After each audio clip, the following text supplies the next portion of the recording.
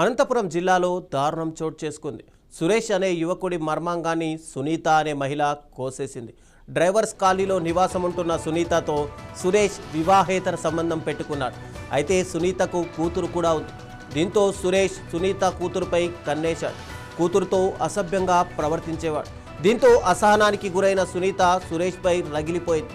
సురేష్ కాళ్ళు చేతులు రెండూ కట్టేసి సునీత మర్మాంగాన్ని కోసేసింది. దీంతో చుట్టుపక్కల వారు గమనించి యువకుడిని ఆసుపత్రికి తరలించారు.